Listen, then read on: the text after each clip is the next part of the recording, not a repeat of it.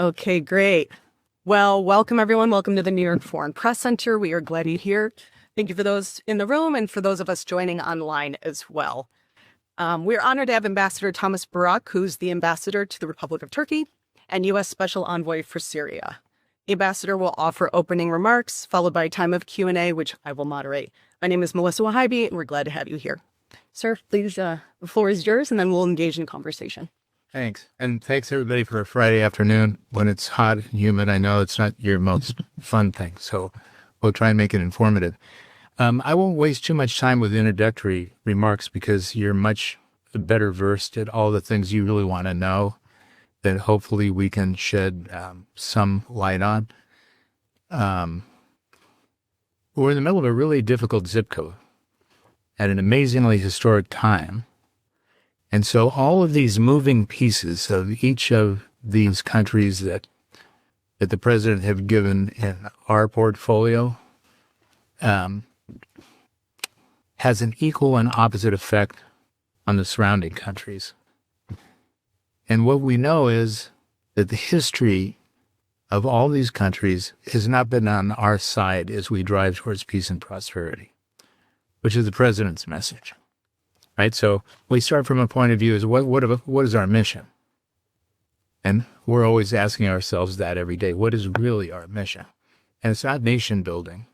And humanitarian rights are always important and critical in a process, but that's not why we're there. That's not why we started there. We started in that whole part of the world in a counter-ISIS mode.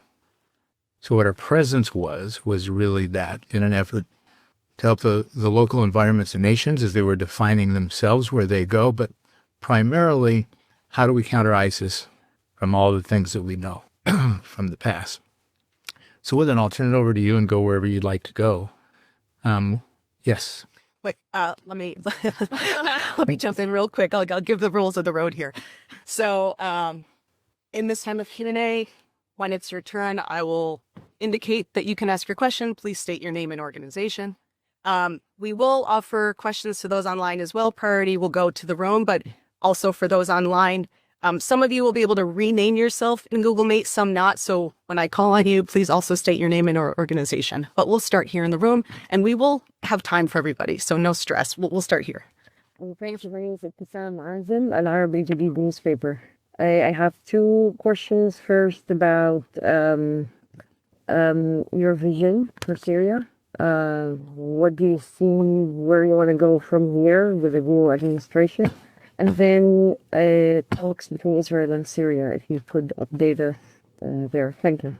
Yeah, great question. So first of all, let me separate my vision from the president's vision. Okay. So President Trump was bold and courageous, and his vision of Syria was to give it a chance. So what we've experienced every time the West has intervened in this part of the world, really since 1919, has not been great. So we started with Sykes-Picot kind of dividing up the world into nation states, and we're living with the aftermath of that. God bless the British, but they gave away Palestine 3 times to 3 different people. So this president is saying, that's not what I want to do. What is it that he wanted to do? Sanctions that had built up on another regime. But the amazing thing is none of us were really expecting or anticipating that the al-Shara regime would, in December, ascend into Damascus. They'd done a good job in Idlib, but the Assad regime was in full power and effect. In the aftermath of this, all of a sudden was Plan A. And this is what I'll come back to in each of the instances that we're talking about. Plan A is the al-Shara regime. It's a slow transition to a new government. The president's main message in taking sanctions off on May 13th was give them a chance. You can't give them the chance if they're shackled. And sanctions can always be reapplied if something drastic or bad happens. And this idea of starting from scratch from them, sanctions gave the people hope. That's really all that happened at that moment, was a new flicker of belief on the part of the Syrian people, of all of the minorities, of all the sectarian pieces, that they could have a new slice of a hope of life after all the agony since 2011. And that's what the president did, is said, I'm going to take the sanctions off. I'm not going to unwrap them like an onion. The force and many factors today in many countries today are saying do it slowly so we can monitor them, so we can see them.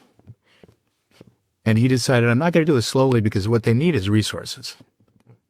To go quickly, they need the world behind them. And so the vision is what happens in Syria is a clean canvas or a clean tapestry of an experiment of now taking this complicated area of the world, the Middle East, the Gulf, the Near East, and say, can you recreate a fresh palette? And it's an experiment, and we're at the very beginning. So the conversation between Syria and Israel, if you remember, President Trump, when he lifted the sanctions, was then followed by Secretary Rubio, who gave kind of 5 major conditions that he would like to see the al-Shara regime abide by, and one of them was the Abraham Accords. So pointing towards the Abraham Accords, not signing the Abraham Accords, of saying, can you have normalization between Syria and Israel, which also, by its very nature, requires normalization between Lebanon and Israel, Jordan and Israel, Iraq and Israel, and Turkey in the middle of all of this is a big objective. So the idea is, and al-Shara has been very vocal in saying Israel's not an enemy. He's willing to have discussions and deliberations with them about how to solve the problems in front of him, and that'll start happening in baby steps, as it is everywhere in that neighborhood. So our hope and anticipation is that with the bold acts of what President Trump did in supporting the B-2 bombing in Iran is an opportunity. That opportunity may be short-lived, which is Iran, Hamas, Hezbollah, Houthis are at least at the moment on their heels. The rest of the countries can redefine for themselves if they would like a new life, a new constitution, a new blending of the sectarian environment, but it's up to them. So what the president did is say, I'm lifting the sanctions. I supported what I've always said in a hostile regime, which was ISIS and Iran, which has been cleared, and now it's up to those countries. So it's baby steps. Amélie Boutonnier from AFP News Agency. Regarding the sanctions, the U.S. lifted their sanctions, but there are still UN sanctions against HTS. We heard that the U.S. is also trying to have these sanctions lifted at the UN. Could you update us about the process and the discussion with the other member states? Yes, it's a great question. So bilateral sanctions, the President of the United States unilaterally lifted them, which doesn't mean they're gone. So as we know, these layers of sanctions require different approvals and different processes to evaporate. Some of them are temporary. Some of them are permanent. You saw General Waiver 25. The president issued a massive executive order rescinding over a decade of other executive orders that were more and more restrictive. And you have a move going on in Congress to rescind restrictive legislation on a permanent basis that would then allow American companies, European companies, participants with a longer focus than 180 days.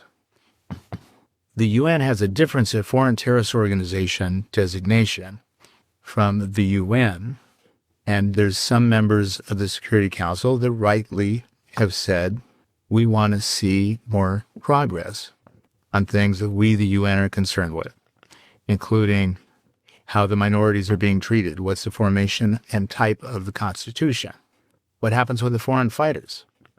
We talk about 20 or 25,000 foreign fighters. The integration or non-integration of those foreign fighters is of a real concern to everybody, as are the minority rights. So you have the Druze that want it to be Druze land. You have the Alawites who want it to be Alawite land. you have the Kurds who want it to be Kurdistan. And what Syria is saying, what Damascus is saying, that's not going to happen. All roads lead to Damascus. One country, one nation, one military, and that's in the process. So the UN, in part, with a couple of the important partners, which we're all listening to, there's no adversarialness, we're all trying to figure it out, is saying, look, we need leverage to encourage the new government to do the right things and the right steps. My humble personal opinion is they're trying, but they're resource constrained. They've been in power now 7 months, really complicated regime, a lot of anger, hostility. You can imagine just the emotional expectation on one hand of many of the factors of their community and the emotional regrets coming side by side in a new administration. So aligning all of these into one group is, if you were a mother or father and you have 4 warring boys and you say, okay, guys, it's over. You've been fighting for 3 weeks. I want you to sit down at the table, watch TV, and have a great time. It doesn't exactly happen in that cadence. So the restrictions on HTS and 2 of the senior members of the al-Shara regime is under consideration. It can come off in pieces, so the Security Council can give a waiver each time there's a request, but there's a thought amongst many of the members, some of the members, that to remove them in its entirety is a mistake, that they want to see more progress on the things that they're important, that they're concerned with, minority rights, foreign fighters, El Col and Rogue Camp. Now, displaced persons, you have 20,000, 25,000 living in camps. The idea is they're going to return home. The problem is they can't spell home. They don't know where home is. So how do you do that in a devastated country when Europe doesn't really want them to return to Europe, those who are participants there? So they're dealing with everything, drinking out of a fire hose, and what we're all trying to do is give them the resources to be able to look at it, analyze it, without dictating to them exactly what to do. Okay, we're here. So much.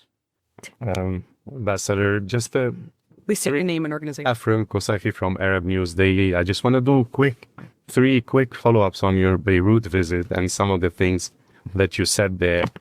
First question is, if Hezbollah agreed to lay down their arms, to turn themselves into a purely political party, a Lebanese party and not an Iranian proxy, is this administration ready to remove them from the foreign terrorist list, just as they did with HTS?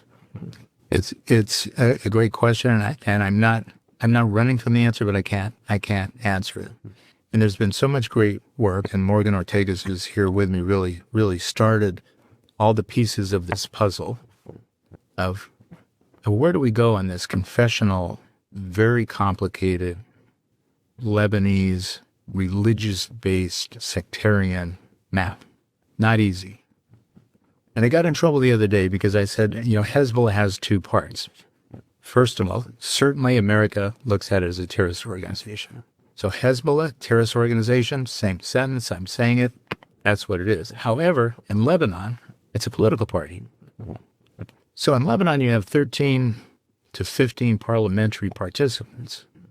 That's Hezbollah, the political party, one of the parties that represents the Shias along with the Amal party. And you have Hezbollah, the militant group, which we think is backed by Iran, which is the foreign terrorist organization, which we have issues with. The process of Hezbollah putting their arms down starts with the Lebanese government process. They have to, and the Council of Ministers have to, authorize that mandate and that act, and Hezbollah itself, the political party, has to agree to that. That has several components. Because what Hezbollah is saying, okay, we understand one Lebanon has to happen. Why? Because one Syria is starting to happen. So everybody on the heels of what President Trump did so boldly in Iran has started a recycling of everyone's future. So Lebanon, which has been in constant agony since the 70s, in search of itself. By the way, it's not just since the 70s. I, as a student, went in to try and understand, why do these agreements never work? The Lebanese are the smartest, most resourceful, unbelievable people in the world. But all these agreements fail. Starting from the 1949 Armistice Agreement, starting from the very beginning. So then we start marching forward, the 67 Agreement, the 74 Agreement, the Taif Agreement. If you go back and look at the Taif Agreement, it's an exact beginning of what Morgan and her team brilliantly negotiated in the cessation of hostility agreement that was in November. But they never work. And they never work because there's no fuel in the system.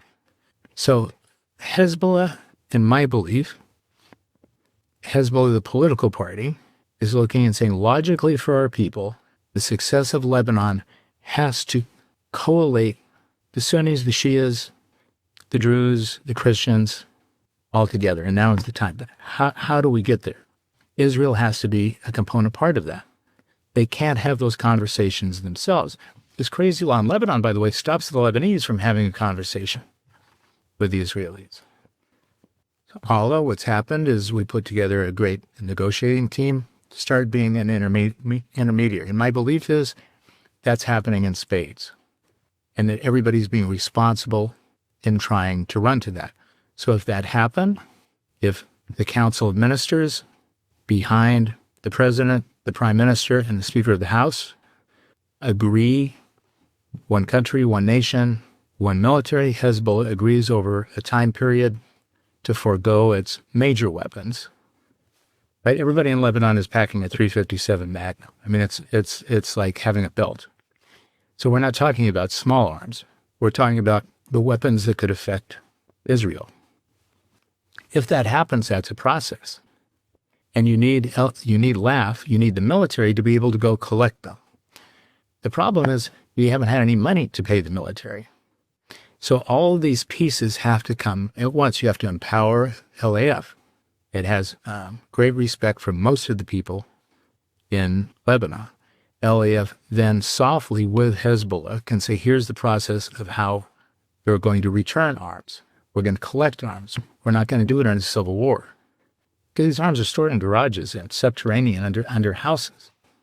So my hope, my belief, the president's initiative has been bold. The Secretary Rubio has been phenomenal in saying, we'll give you the path. You choose it. We're not going to impose it on you, but you choose it. If they choose it, then the logical conclusion after that, as it relates to that party within Lebanon, is a reconsideration of all of those issues. Yeah. Mr. Barak, also people in Lebanon are now unsure of how satisfied the U.S. is with the Lebanese government's plan of action. In the press conference in Beirut, you said that you were pretty satisfied, but then told LBCI that the way the Lebanese politics has always been was about delay, detour, deflect. Which one is it? Both. I think you would agree to me. It's only about delay, detour, and deflect. They're much smarter than anybody else. So what's happened is they're satisfied with the status quo at the political level until they're not satisfied. So what changes it? What changes it, they're going to become extinct. If Lebanon doesn't hurry up and get in line, everybody around them is. It's a tiny little country. It's got this confessional system that maybe makes sense or maybe doesn't make sense. You have a defunct central bank. They haven't passed a bank resolution law. They haven't passed a gap law. You have a banking system that's on its heels. They have to redefine themselves. I think this government is ready, which was my comment. I was very encouraged. They're standing up to the issues, and we're not being soft with it, by the way. I'm saying, you want our help?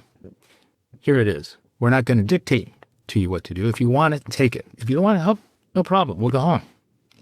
So in the past, I don't think anybody in the world could say the detour and deflect mechanism was how they live.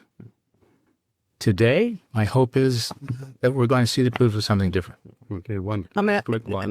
we're gonna move on to some other journalist. We'll come back to you if there's time. Okay. So we're gonna hold on one second. We're gonna go online, and we're gonna offer this opportunity to Eunice. Please state your name and your organization and ask your question. Can you hear me? Yes, go ahead. Anthony Marashad from Active Lebanon. Sorry, it's mine, isn't it? Yunus Paksoy, CNN. Eunice, this is your turn. Go ahead. Okay, thank you very much. Mr. Ambassador, thank you very much for doing this and taking my question. You said the other day that federalism wouldn't work in Syria and that there should be one Syria, one flag, and one army. Yet, on the other hand, you also said last week that one of the criteria that you set forth for Ahmed al-Shara is to protect the SDF. Plus, the Pentagon is asking for $130 million in next year's budget to further arm and equip the SDF. If the US is indeed for one army, are you planning to disband the SDF either in the near or long term and start talking about the terms of taking away the SDF's arms and heavy weaponry? Thank you. That's a really good and dangerous question. Let me answer as best I can. Of course, a lot of the elements that are over my pay grade, we'll try and get President Trump on the phone and you can ask him directly what he thinks of it. But the bottom line is, we're not dictating anything to anybody. So, SDF. SDF is YPG. YPG is a derivative of PKK. You see today, I haven't seen the news clip today, but I think that PKK today started giving up their arms. Öcalan is still on his island. By the way, I used to think it was a paradise island. So they can't really be keeping this guy in isolation, which they do. But this is a huge thing in Turkey. Right? The PKK-Turkey dilemma is really complicated. And YPG was a spin-off of PKK that we allied with to fight ISIS. So there's a big sentiment that because they were our partners, we owe them. The question is, what do we owe them? We don't owe them the ability to have their own independent government within a government. We owe them to usher an on-ramp to a new regime in which there's going to be reasonableness in how they integrate with one Syrian government. Syria's taken the position that you can't have a Syria under federalism. You can't have a separate Druze force dressed like Druze, separate Alawite force dressed like Alawites, a separate Kurd force dressed like Kurds, and on and on and on. There's going to be one entity. They've been in power now 7 months, trying to align these interests. It's a very difficult issue for SDF, but we understand that. That in looking at how SDF works and operates, which is a consensual agreement amongst all of its parties, the details matter. So they had an agreement. They had a principled agreement from March. The problem is it didn't work. Why it didn't work? Because everybody rushed to an agreement with no specifications. The specifications matter. So now we're at the point of really putting together the specifications, bringing everybody together and saying, like two kids in a playground, it's time. We'll bring you together, we'll arbitrate, we'll mediate, we'll help, but we're not going to stick around. If you guys don't agree, don't agree. But we're not going to be here forever as the babysitter and the mediator. So everywhere we are in the Middle East, this president is trying to put bumper rails around it, say it's your opportunity to create a new story here. There hasn't been a new story for 100 years. Whatever the Ottoman Empire was, how everybody feels about it, that was 500 years of operation where there were no borders, there were no boundaries. They got along or they didn't get along, but we didn't have all of this hurrah. And we have the Chinese and the Russians who are also interested in seeing a tapestry and the fabric of calmness in the area. But with the SDF, it's difficult. It's difficult. They've been on opposite sides of the equation. They feel the United States is obligated to them. The United States is saying, yes, we're obligated to you to be reasonable. But if you're not reasonable, there's going to be another alternative. Okay, thank you. We're going to stay online. We're going to go to DR. There, you can enable your microphone, state your full name and organization, and then we will come back and continue in the room. Thank you so much. My name is Tia Kuda. I'm working for Ruda Media Network. Thank you so much for doing this. Thank you, Ambassador. I have the question. You talked a little bit about SDF and also about PKK. So your comments on federalism and the Kurdish rights in Syria have generated significant regional tension. Kurds were not happy with that, as they think that the US is dictating the narrative in Syria. So, in your point of view, how does the US view the Kurdish-led administration efforts to preserve their autonomous rights within a unified Syria? What makes you think that the federalism is not a viable solution in this context? Second question, as you mentioned that today the first group of PKK fighters destroyed their weapons in the Kurdistan region of Iraq. How does the United States view this development, and what potential do you see it in having in contributing to a long-term resolution of the Kurdish issue in Turkey? Has the US played any role in facilitating or supporting this narrative? Thank you. Thanks, and it's a very thoughtful question. Let me start with the premise that makes all of this simple. The United States honors nation states that are acknowledged, viable, and legal. Full stop.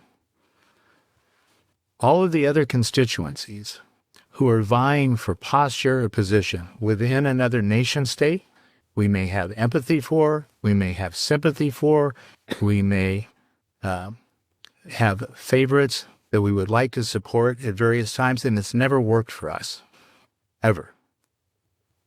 Every time we've entered into some form of regime change, which, by the way, we didn't do in Syria and we didn't do in Lebanon, that was not us that made a change of the Assad regime. So as it relates to SDF, there's no question, especially Congress, has a very soft spot in their heart for SDF. It has been very clear that we want to pave and provide an on-ramp for them to join what? The Syrian government. There's not an indication that there's going to be a free Kurdistan. There's not an indication that there's going to be a separate SDF state. There's no indication on our part that there's going to be a separate Alawite state or a separate Druze state. There's Syria. You have a structure in Syria that's unfolding. That'll have a Syrian constitution. That'll have a Syrian parliament. Everybody has to be able to have discussions as to how that happens. We don't have a dog in that hunt other than to say we want to make sure those discussions take place, that they're fairly portrayed, and that, of course, we have a favorite in the race, and that SDF has been very good to us along this way. We want to make sure that they're treated fairly and that they have an opportunity to onboard if that's what they want to do. If that's not what they want to do, they have their own decisions. It's not our decision. Great. We're going to go to Paolo. Paolo Mastrolia with the Italian daily La Repubblica. Thank you very much for doing this. Turkey has also been very much involved in the negotiation between Russia and Ukraine. We are at a pivotal moment. The president is about to make a significant announcement on Monday. Could you elaborate on how you see the situation now and the role that Turkey can best play? No, thanks. And I have to say, I'm extremely proud of the role that Turkey has played in all of these instances. It's been interpreted in America in different ways because Turkey is also interpreted in different ways. They have been pivotal. President Erdogan, Hakan Fidan, Ibrahim Kalin, all of the senior members of the Turkish government have intervened on behalf of America to help find this mediative dialogue.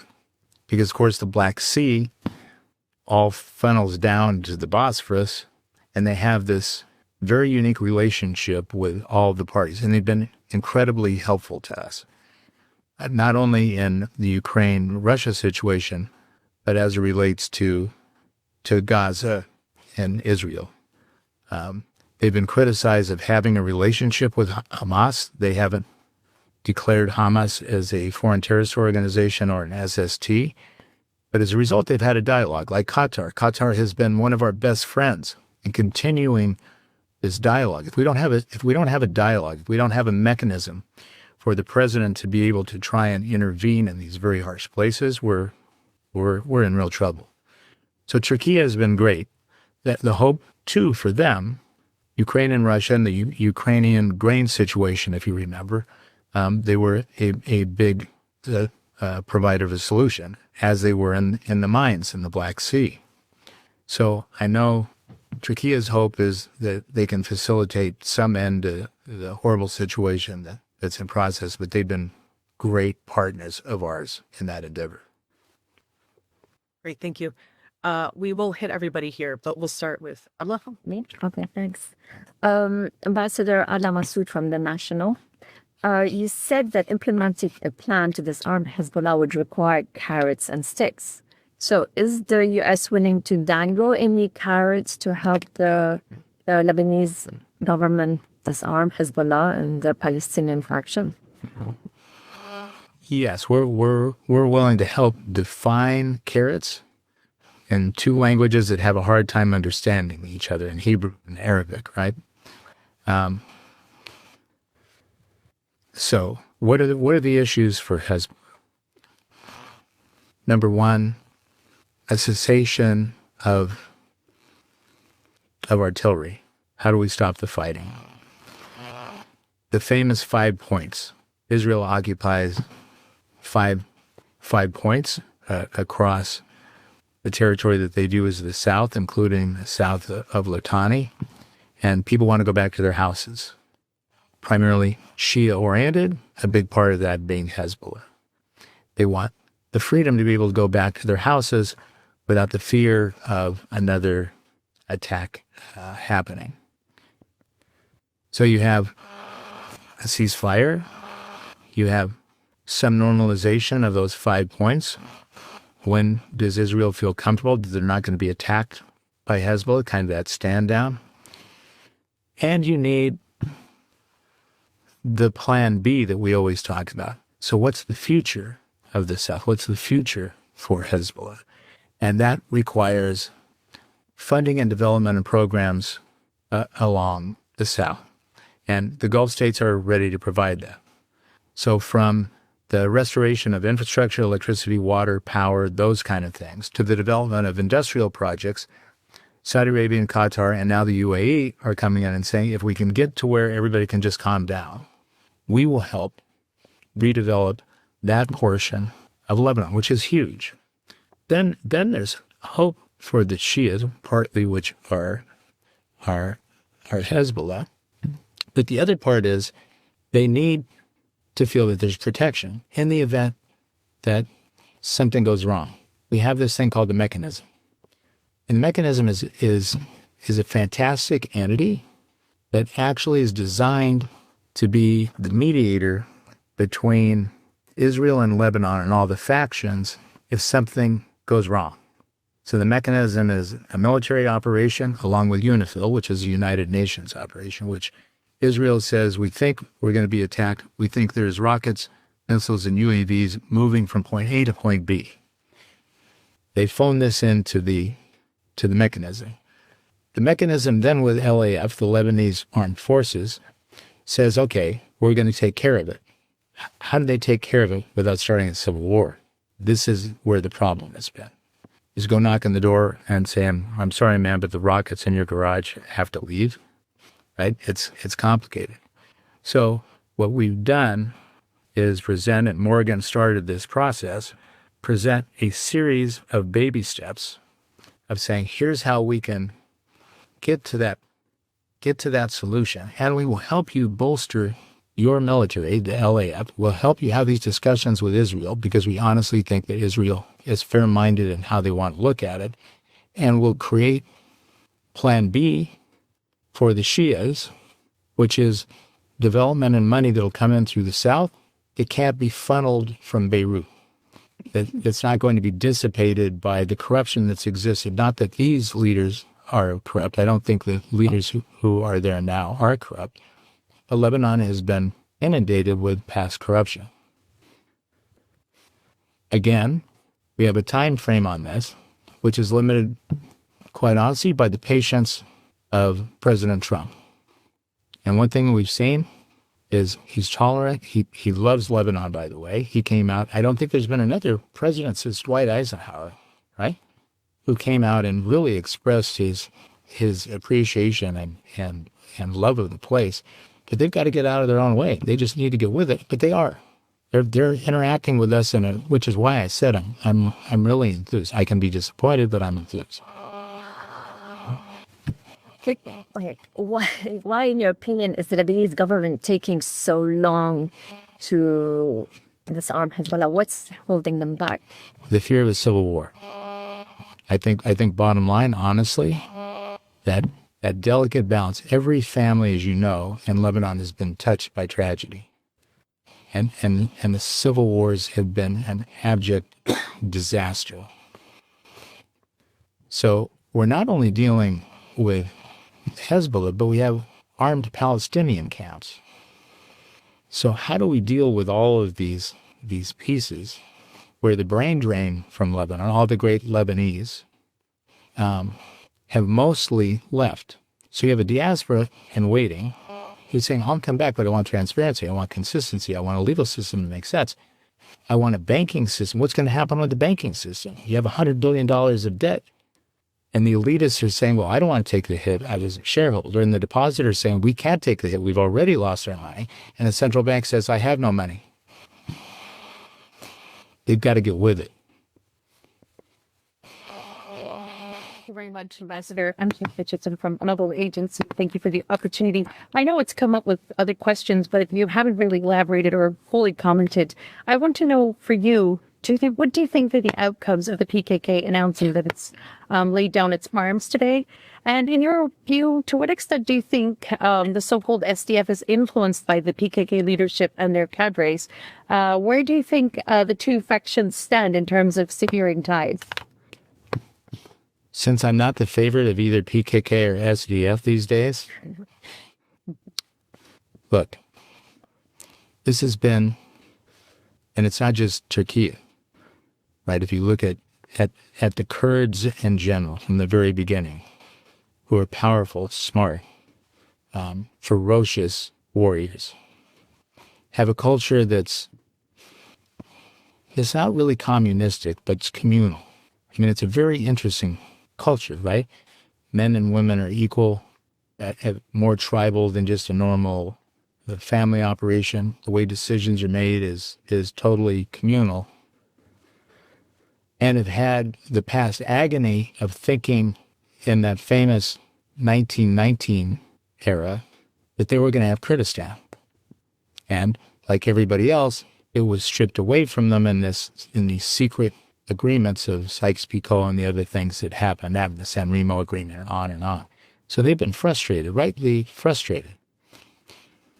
So we have a war. I mean, 40,000 deaths between the PKK and Turks. It's a nightmare. So coming back, and Öcalan in exile, coming back, and PKK making the generous statement of saying, okay, we're going to take the first step. We're going to do this, and then we want inclusion. We need our own culture. We need our own language. But the educational system, the legal system, the opportunities, we need to be included. SDF a little bit different, right? Spun off, have their own decision-making ability, have been tucked under the wing of OIR, of the U.S. military. We owe a great debt of gratitude. They've been ferocious fighters. They helped us in the de-ISIS, all of us, in the de-ISIS process. They deserve to have a future and a life. They have to decide, are they Syrians? Are they Turks? Are they Kurds first? It's an issue. So it's not our issue. They can decide whatever they want. We're not forcing them to decide anything. We're trying to provide a runway and saying you're going to have a clear path and you're all going to have to make decisions as to how you integrate. But there's going to be one country. There's not going to be 6 countries. Why? Because that's what the Syrian government is saying. That's not what America is saying. That's not what Russia is saying. That's not what China is saying. It's what Syria is saying, is we're now a nation state. HTS is gone. The Assad regime is gone. We're now the Syrian Arab Republic. That's a recognized nation state. You want to be part of it? Here's the conditions to come in. So we're trying to navigate that. I think everybody is actually being, responsible. We're trying to push and shove and force everybody to a conclusion. Sometimes that gets rough around the edges, but I think it's going to happen. I think the reasonableness of everybody in hope saying it's time is where does it go? So my hope is they integrate and all of this starts dissipating. And Turkey, which has been our greatest NATO ally. But again, all of these factions have to live within a nation state. We're facing the same thing at home. Right? If you look at the division in the country, sometimes you say, whoa, it's getting gnarly. And the divisions and point of view of what's happening in our support of Ukraine and Russia, and our support of Gaza and Israel, what's happening in Brazil, what's happening with China and Taiwan, has to be a new fabric. And I think that our president has taken the right road and saying America is the security guarantor for the world does not work. We're there, we'll help, we'll usher, but we are not the security guarantor for the world. Thank you. Yes, here. I will do it after. Okay. Thank you, Ambassador. Dilek Kaya, Iglas News Agency. My first question, what is the latest development on F-35S for Turkey? And second question, what are the latest developments regarding the ceasefire between Israel and Palestine? Good question. So the F-35, so if you recall, so Turkey is next to us the largest participant in NATO. So F-16s and F-16s have a whole series of mods. So this story goes back to 2016, because we talked about all of the military equipment for Turkey. So let me take it back because you were probably a baby in 2016. So there was a coup, and President Erdogan, the thing that he fears more than anything are these coups, because of course in Turkey, what ran the government for so many years was the military. So you could have presidents come and go, you could have prime ministers come and go, but what they defaulted back to all the time, the military. So this coup in 2016 freaked everybody out. So at that time, he wanted to buy Patriot missiles. Now, how much of this is the exact fact or how much is it an interpretation, I'm giving you the interpretation of how this story started. And Congress at that time did not want to sell him Patriot missiles. What did he want the missiles for? Is to protect internally from these coups. So they bought a Russian defense system called the S-400. And the S-400 was a very sophisticated detection system bought from the Russians by a NATO ally. Confusing. So Congress came back and said, you can't do that. And by the way, but the F-35s, they were making F-35 fuselages at that time. So the F-35 was a consolidation of pieces and parts with a very sophisticated fifth generation cycle of avionics. Congress got upset. They imposed CATS and another set of sanctions on them and said, for your defense buying entity, we're not going to sell you F-35s, and we're going to discontinue the F-16s and the F-16 mods. Now, as sanctions go, what happens is Turkey, being so smart and having a bright and industrious community, start manufacturing drones themselves and their own jets. Drones, by the way, end up being the TB2s, the Raptor drones, are probably the best drones in the world, utilized in the Ukraine war. And we've frozen our defense process, including the manufacture of F-16s and F-35s and Patriot missiles. But you can't buy a Patriot missile You can't buy an F-16, right? We're selling arms all over the world and we're at a deficit. So we came back and said, okay, now we have a very good relationship. President Trump and President Erdogan have done a fantastic job of clawing back to each other and redefining the relationship. It was left empty, and I don't mean this as a political comment, but during the Biden administration and the Obama administration, Turkey was not loved and felt not loved. They were also not loved by the European community because they're the second largest provider in NATO, but the European Union would not accept them, even though they trade 40 or 50% of their goods with each other. So Congress said, naughty boys, you have to get rid of the S-400s. You get rid of the S-400s. By the way, they had already paid for part of the F-16s, and they were making the F-35s. So this has been a long story for almost a decade, coming to an end. What is that end? A negotiation and a discussion of saying, how can we turn back on that clock? F-35s being something that Congress has to look at and approve, and it's entirely separate from CASA with the F-16s, only because the F-35s have a very sophisticated detection system and a much longer range. So those discussions are going on simultaneously with all the other discussions. So you have the F-5, you have the F-16, you have the F-16 mods, you have the S-400, you have Patriot missiles, and you have all of these other issues at a time where Turkey's economy is suffering and needs the bolstering of all of these other things. But it's happening in real time. They're being amazingly cooperative. They really helped us on Ukraine and Russia conversations. They've actually really helped us in having a point of conversation with Hamas, although they get criticized for it, just like the Qataris. The Qataris, Sheikh Mohammed Abdul Rahman, has been amazing, as has the foreign minister Khan Fudan. Otherwise, we have no dialogue. So I'm hopeful.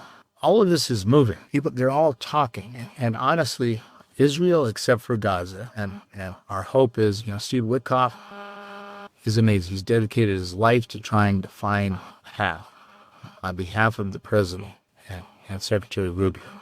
And I think they're getting towards the tail end. So my hope, my naive expectation is that that gets done, then we're going to have a new alignment for a while in the Middle East. And if you can move to this peace and prosperity that we got to through power. The president saying those B-2 bombers was something. Right? No matter how you look at it, it was something and got everybody's attention. So while they have everybody's attention, they say, okay, kids, come on, let's play nicer in the play box. Because there is no plan B. I ask everybody, so you don't like what we're doing? Give me plan B.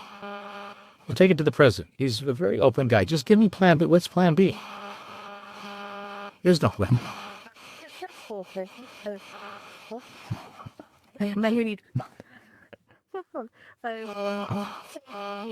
Give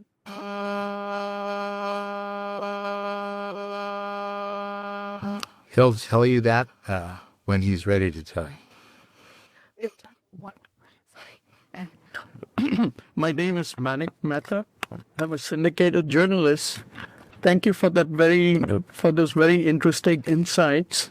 However, I do have a question in regard to the alignment of Turkish position with that of the U.S. in regard to Syria as well as Iran. And how do the Turks look at the recent bombings by the Houthis in the Red Sea, attacks of ships in the Red Sea? So I can't tell you exactly. The answer to your last question is, I can tell you generally they don't love it. They're not Houthi fans, but I can't give you the official answer how they do that. But going back to, what is the nature of the relationship?